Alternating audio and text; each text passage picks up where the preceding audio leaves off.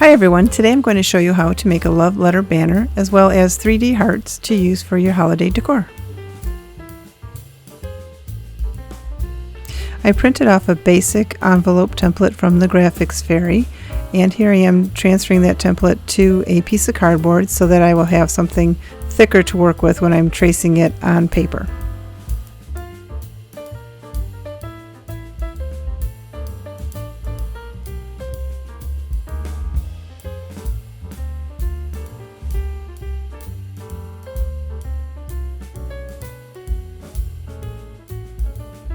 So I had a bunch of paper in my stash from, again, the Graphics Fairy that I had printed off before, and I did coffee dye this previously, so it is a little crumpled and coffee stained, but I like the vintage look that it as the end result of it. So here I have a piece of music paper, and it does have a rip in it, but that's okay because these are vintage looking love letters, and I'll go ahead and trace around my template there and go ahead and cut it out.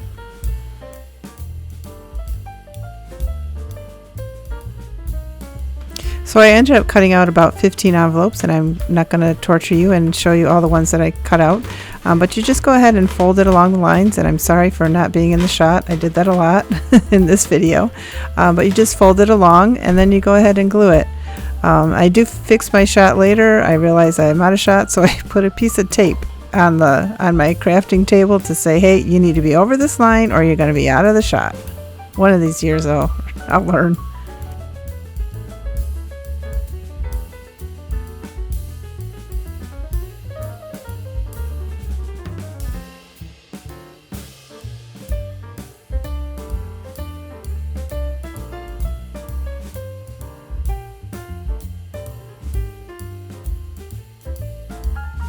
So this next part is kind of my favorite part. I go through all of my paper crafting supplies. I have stamps, stamp pads, buttons, ribbons, other pieces of paper, all sorts of things that I'm going to go ahead and pull out so that I kind of like to surround myself with everything that I want to use.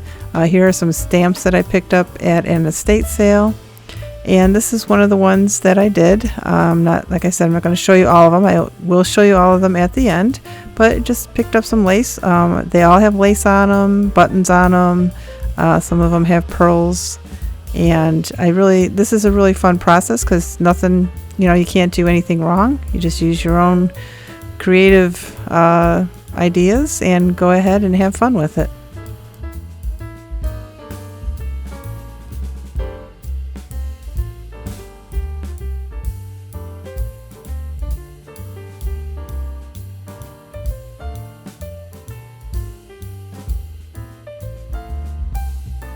One of my favorite things to do after I've stamped, if I can, I like to color in the stamp with my watercolor pencils, and this is a nice way to kind of dress things up and change the color of it, add a little bit more color to it. So that's what I'm doing here, just taking my my colored pencils, and I'm going to go ahead and color that in, and then just put some buttons on there, some other a lot of paper things that I have from the Tim Holtz line, and again, here's some buttons and just kind of what feels right for you. I didn't really have a whole lot of address labels, so the little labels on the top of the envelope are kind of supposed to represent an address label.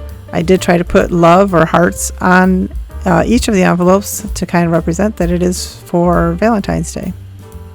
So here they are all finished. Again, there's about 15 of them here. I think I only have 12. I'm going to send this to my daughter so that she can decorate her apartment for Valentine's Day. I may keep a couple for myself. I haven't decided yet. But yeah, these turned out really cute and were a lot of fun to make, especially if you're a paper crafter. This is something I think you would love to do. So the next project are 3D hearts. And here is a preview of what I did. And I ended up finding some, even though I have a lot of scrapbook paper, it's not double-sided. So I went to Michael's or Joann's, I honestly don't remember because I hit both stores. And I found this double-sided, double printed, I guess, printed on both sides. paper. So I'm going to go through and pick out what I want. And the nice thing about this is that she could keep this up year round if she wanted to. I think it turned out really cute. So here I am, I'm picking out like 10 sheets that I want to use. And then I'm going to go ahead and use my heart punch, which I also picked up from Michael's or Joann's. I'm pretty sure this one was at Michael's, because I did not want to cut out every one of those. I would have to trace a heart and then cut it out. That would just be too much. So for each heart, you will need 3 cuts, or three hearts basically. So here I am using my handy dandy marker there to kind of measure how far apart I want these. So you want to fold 2 in the same way, and then the third one you fold in, or I guess you would fold out, I don't know, however you want to put it, fold it the other way so that you have different sides of the paper showing. And this is why you need 2-sided paper. If you just had white on the other side, it'd be kind of boring looking. I have also done this with book pages, which turns out really cute. And then I was also thinking too that with book pages you can do circles and then just keep them up year round, or you could just keep your hearts up year round if you want. So you put some hot glue in the middle of the heart, and then you put your string on top of that, and then you want to go ahead and put in one side of another heart that's folded and the other side of the other heart. If you need to, you can always add glue to the to the string to add the third one. And I just went ahead and I think I did like 10 hearts on the string. I did not cut the string until I was done because I really wasn't sure how long I was going to make it. So you might want to leave your string on the spool as you pull it along until you get the size that you want, or maybe you've already measured the size you want. I didn't. I was just kind of, eyeballing what I wanted to get as much color as I could on the with the hearts. So I think I ended up on the first one I did 10 or so hearts. So when I was done, of course, the back side is flat, so I'm going to go ahead and fold them over so that it looks more like a heart shape. So you just got to play with it a little bit and manipulate it a little bit so that all these sides or all the pieces are kind of uniform and it looks like a heart.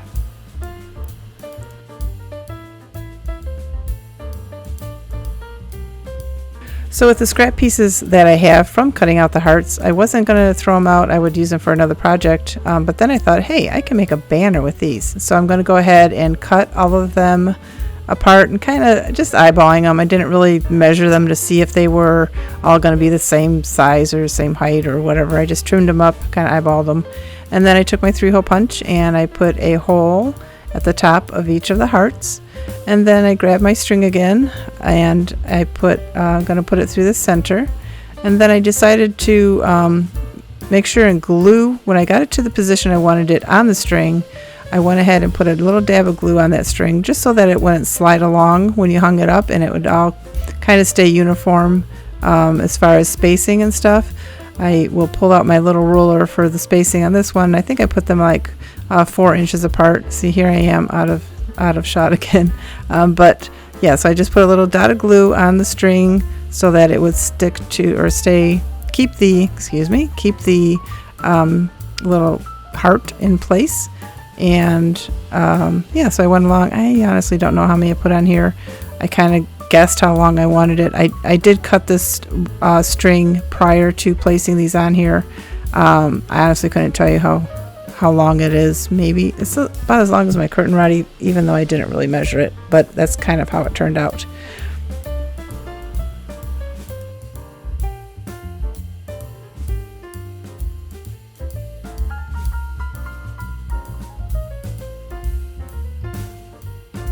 Here's another look of them hanging them on my curtains, over my curtains. You can put them in a doorway, anywhere you wanted.